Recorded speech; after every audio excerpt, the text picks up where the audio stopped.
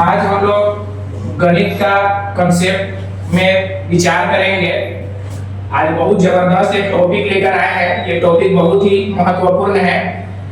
यह टॉपिक आपको देखने में लगेगा बहुत ही आसान टॉपिक दिखाई देगा, मगर जितना आसान है उतना ही ये जबरदस्त टॉपिक है। ये गणित का बहुत बेहतर कंसेप्ट है।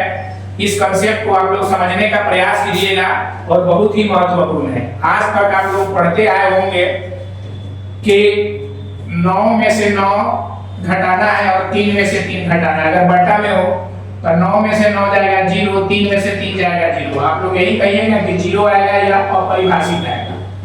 तो इस तरह के जब भी अंक में अगर कोई प्रॉब्लम हो, ऊपर भी घटा हो और नीचे भी घटा हो, समान संख्याओं का अगर अंतर दिया हो, तो आपको कभी भी 0 नहीं आएगा। इस चीज को ध्यान में आप लोगों को रखना है और अच्छे तरीके से इस चीज को समझना है। ये गणित का बहुत महत्वपूर्ण कंसेप्ट है।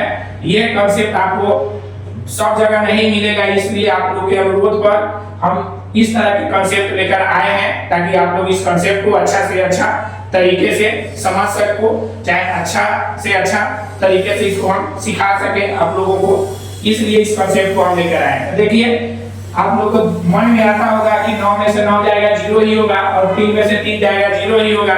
0 में 0 से भाग देंगे सर तो 0 आएगा, चाहे अपरिभाषित आएगा, क्योंकि 0/0 तो हम अभी पढ़ा दिए थे आप लोग को, क्योंकि 0 में 0 से भाग देने से 1 नहीं आता है, अपरिभाषित होता है। तो आप लोग के दिमाग में चलता होगा क्या होगा, अपरिभाषित होगा, मगर ऐसा कुछ नहीं होगा।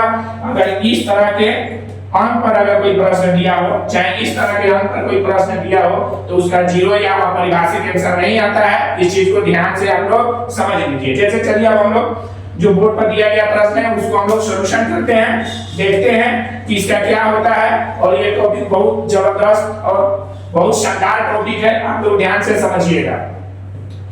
यहाँ पर है 9 - 9 बटा 3 - 3। इसको सबसे पहली बात आप लिख लीजिएगा 3 के स्क्वायर घटा 3 के स्क्वायर। इस तरह के आप लोग जाने होइएगा, क्योंकि 3 का स्क्वायर करेंगे तो 9 हो जाएगा, फिर 3 का स्क्वायर करेंगे 9 हो जाएगा। और नीचे है 3 - 3। तो यहाँ पर आप समझिएगा कि आप लोग पढ़े होइएगा a square minus b square का रूप। एक बार a प्लस b लिखते होइएगा, एक बार a माइनस b इनटू देकर। तो सेम टू सेम हम इसको लिख सकते हैं 3 जोड़ 3 और 3 माइनस 3 और बट्टा में 3 माइनस 3। तो देखिए 3 माइनस 3 से 3 माइनस 3 कट गया और 3 को जोड़िएगा, आपका कितना आ जाएगा, 6 आ जाएगा। तो यहाँ पर क्या आएगा आपका आंसर, 6 आएगा, 0 वगैरह ये सब नहीं आएगा, क्योंकि आगे क्लास में हम लोग को पढ़ना है 0/0 का रूप। तो देखिए ये 0/0 का रूप है, तो जो 0/0 का रूप होता है ना, उसका आंसर 0 नहीं आता है, चाहे अपरिभाषित नहीं आता है। 100 गो में एक ही ऐसा कोई टॉपिक होंगे जिसका आंसर 0 या परिभाषित हो सकता है, मतलब अधिकतर का आंसर कुछ ना कुछ अंक में लेकर ही आएगा। तो आज आप लोग को समझ में आ गया होगा कि 9 में से 9 घटाएंगे 0, 3 में से 3 घटाएंगे 0, 0/0 मार देते होइएगा।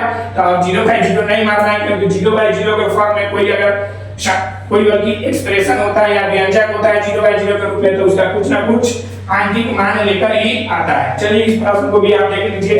अब मान लें कि 4 में से 4 घटाइएगा और 2 में से 2 घटाइएगा, तो सेम टू सेम इसी तरह से बनाएंगे। तो आप लिख सकते हैं ना 2 के स्क्वायर घटा 2 के स्क्वायर बटा 2 माइनस 2।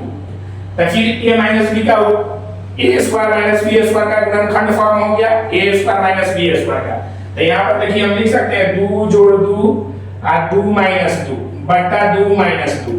तो यानी 2 माइनस 2 से काट दिया आपका 2 जोड़ 2, यानी कितना आ गया, 4 आंसर आ गया। तो यहाँ क्या आएंगे, 4 आएंगे। इस तरह से ये आज का मैथ का जो कंसेप्ट था जो लेकर आए थे, यहाँ पर अभी इस टॉपिक को हम समाप्त कर दिए। आप लोग के समझ में भी आ गया होगा कि टॉपिक कितना बेहतर था।